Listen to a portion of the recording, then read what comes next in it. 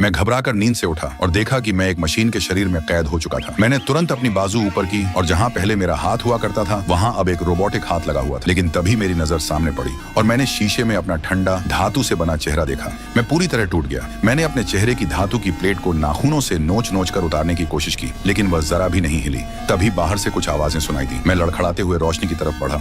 मेरे सामने बिल्कुल मेरी तरह दिखने वाले हजारों रोबोट खड़े थे। हम सभी एक विशाल दीवार के सामने बंद थे। हर कोई इधर उधर हैरानी से देख रहा था। किसी को याद नहीं था कि वह कौन है या यहाँ कैसे पहुंचा। ऊपर बनी दीवार पर हथियारबंद इंसानी सैनिक खड़े थे। वे हम पर चिल्ला रहे थे। कुछ सैनिक तो गोली भी चला रहे थे। मेरा नाम एडम था। बाकी सभी से अलग मुझे अपनी पुरानी जिंदगी की कुछ धुंधली यादें अब भी थी। इतना याद था कि मैं कभी इंसान हुआ करता था, लेकिन मैं यह नहीं जानता था कि मैं इस हालत में कैसे पहुंचा। तभी अचानक पूरे इलाके में अलार्म बज उठा। उन्हें देखते ही दीवार पर खड़े सैनिक घबरा गए। उन्होंने तुरंत पुल को ऊपर खींच लिया और जोर जोर से सबको पीछे हटने का आदेश देने लगे। मुझे समझ नहीं आया कि क्या करूं, इसलिए मैं बस आगे बढ़ता रहा। जैसे जैसे वे दोनों पास आए मुझे दिखाई दिया कि वे भी रोबोट ही थे, लेकिन उनकी बनावट किसी प्राचीन योद्धा जैसी थी। उनमें से एक ने जमीन में एक अजीब सा उपकरण गाड़ दिया और अपना हाथ ऊपर उठा दिया। अगले ही पल एक शक्तिशाली इंटरफेरेंस वेव चारों ओर फैल गई। हमारी छाती पर लगे डिस्प्ले बुरी तरह गड़बड़ा गए। ऐसा लग रहा था मानो किसी ने हमें जबरदस्ती रिबूट कर दिया हो। जब सब कुछ खत्म हुआ तो वे दोनों योद्धा रोबोट मुड़े और बिना कुछ कहे आगे चल दिए। बाकी सभी रोबोट किसी अनजानी ताकत से खींचे चले उनके पीछे चल पड़े। मैंने आखिरी बार पीछे मुड़कर उस विशाल दीवार की ओर देखा। उस दीवार के दूसरी तरफ चाहे जो भी दुनिया हो, अब वह मेरी दुनिया नहीं रही थी। मेरे मन में सिर्फ एक सवाल गूंज रहा था, मैं आखिर हूँ कौन? हम उन योद्धा रोबोटों के पीछे पीछे धीरे धीरे उस उजाड़ बंजर जमीन पर चलते रहे। चारों तरफ फैला रेडिएशन बेहद खतरनाक था। हर कदम ऐसा लगता था जैसे किसी भारी पत्थर को धक्का दे रहे हो। हमारे साथ चल रहे रोबोटों में से एक पहले ही बुरी तरह क्षतिग्रस्त था। इस जहरीले माहौल ने उसकी बची खुची ताकत भी खत्म कर दी। उसकी ऊर्जा धीरे धीरे खत्म होने लगी। उसने बहुत कोशिश की खुद को चालू रखने की, लेकिन आखिरकार वह जमीन पर गिर पड़ा। मैं तुरंत उसकी मदद करने दौड़ा, लेकिन मैं कुछ भी नहीं कर सकता था। योद्धा रोबोट ने उसकी जांच की